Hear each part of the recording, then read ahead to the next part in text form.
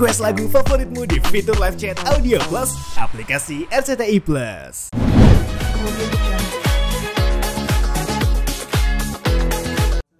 Selamat sore. Ibu izin tanya dulu tentang perkembangan dari kasus ini. RSAS. RSAS ya. Ya jadi memang yang bersangkutan pelaku PAP ini saat ini sudah dalam penanganan Polda. Kita bersyukur bahwa Polda ini begitu gerak cepat sekali sehingga sampai saat ini 1 bulan prosesnya saya kira sangat cepat lah, termasuk yang sangat cepat. Nah pada waktu itu saya juga langsung berkonsultasi, berkoordinasi dengan pihak RSAS, menanyakan secara langsung terkait dengan kondisi yang sebenarnya seperti apa dari sisi pihak rumah sakit ya. Dan hari Sabtu saya langsung bertemu dengan korban dan keluarga korban. Yang pada saat ini korban memang masih dalam keadaan trauma, begitu dia masih banyak berdiam diri dan tidak mau banyak bicara begitu, tetapi sudah menunjukkan kondisi yang lebih baik dari sebelumnya.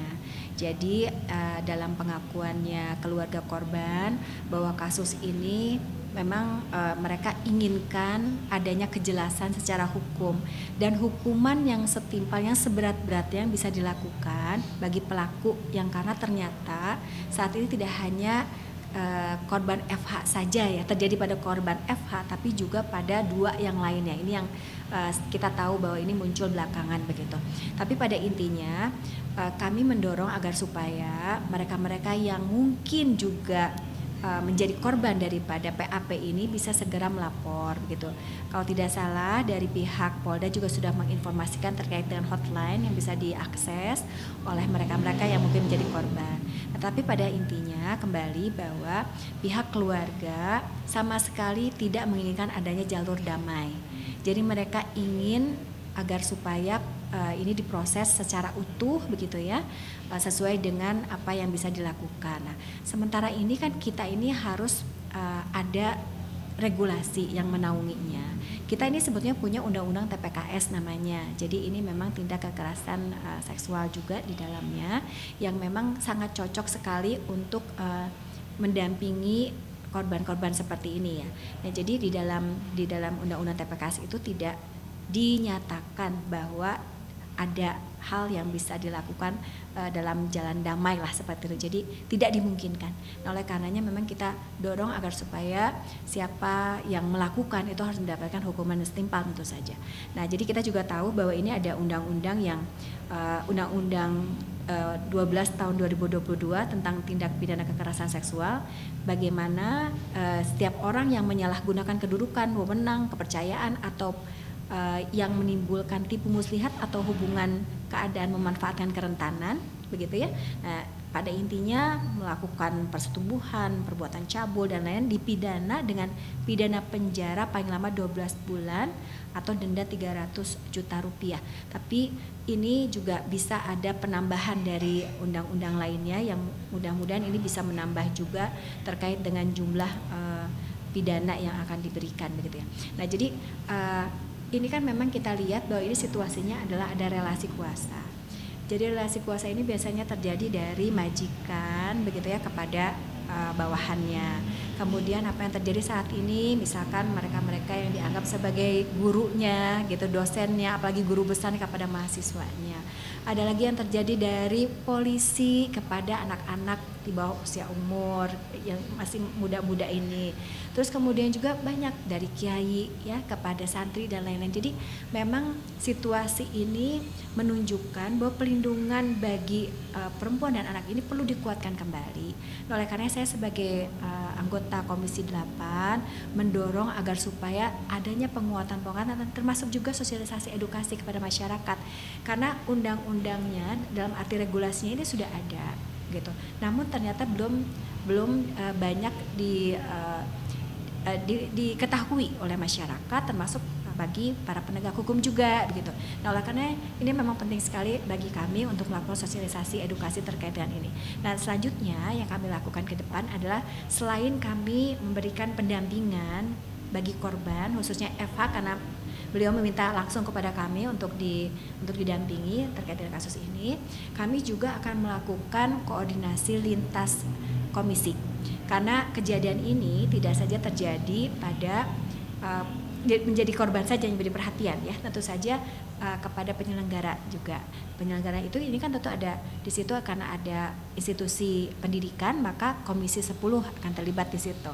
Kemudian juga ada dari kesehatan ya, karena ada rumah sakit di situ. Maka Komisi 9 juga ada. Jadi nanti kita akan ada FGD bersama dengan 3 komisi ini di wilayah dapil kami. Mudah-mudahan bisa menelurkan sebuah upaya terkait dengan penguatan tersebut begitu. Jadi yang paling penting adalah sebetulnya kan sistemnya. Bagaimana yang bisa kita lakukan agar supaya masyarakat tidak merasa khawatir untuk datang ke institusi-institusi yang mereka anggap selama ini adalah institusi yang aman bagi mereka begitu ya.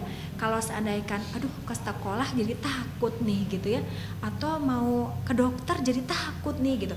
Nah, kita tidak boleh seperti itu, maka kita akan mencoba untuk mengurai bagaimana caranya agar supaya nanti pintu-pintu yang akan meloloskan unsur-unsur kekerasan seksual itu bisa kita minimalisir lah seperti itu. Kita tadi sempat ke rumah salah satu Betul. korban ibu. Ibu gimana sih rasanya pas melihat korban tersebut dan apa aja yang dibicarakan tadi?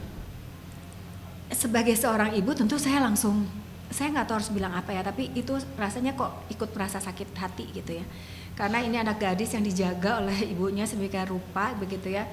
Dan pada waktu itu kondisi mereka kan sedang dalam kondisi menunggu pasien ya, menunggu ayahnya yang ternyata qadarullahnya beliau wafat beberapa hari setelah kejadian. Jadi bayangkan, anaknya sudah dibegitukan, kemudian juga sang ayah wafat.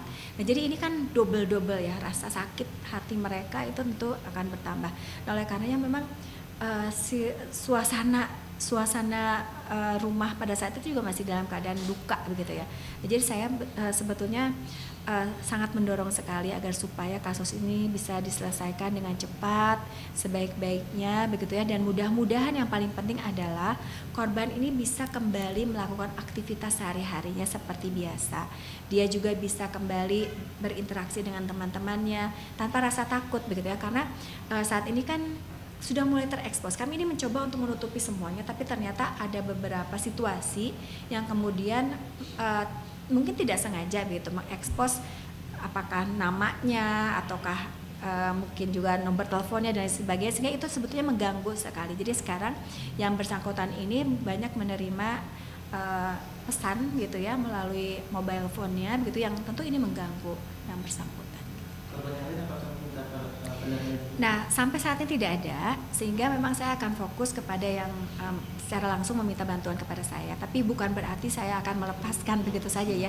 Saya mungkin juga akan melakukan pendekatan, saya akan tanyakan kalau mereka sudah aman, mungkin dengan kuasa hukumnya atau mungkin dengan mereka-mereka yang bisa mendampingi mereka, sudah tidak ada masalah sebetulnya. Saya sebagai anggota Komisi 8 hanya ingin memastikan bahwa kasus ini betul-betul bisa berjalan dengan sesuai yang kita harapkan gitu.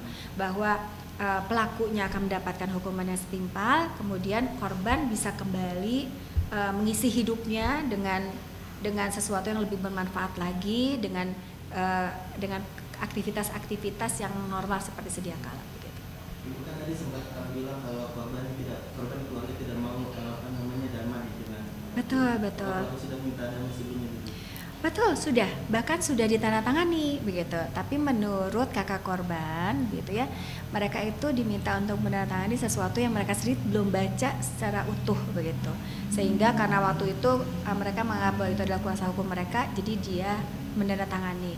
Nah, tapi kemudian mereka berpikir ulang ketika ini kasus mulai seperti ini gitu, dan ternyata di dalam undang-undang TPKS itu tidak diperkenankan begitu, bahwa terkait dari kasus seperti ini, kekerasan kepada perempuan dan anak, itu dilakukan proses ya seperti tadi ya, jadi seperti jalan damai itu tidak boleh, tidak dinyatakan seperti itu. Nah, maka kita harus teruskan ini sampai selesai 100%. Begitu. Ibu mungkin sedikit Bu, banyak masyarakat yang support Ibu, kagum Ibu di tengah masalah Ibu yang alami. Di individu masih bisa turun dengan semangat ya, dengan Oh iya, profesional.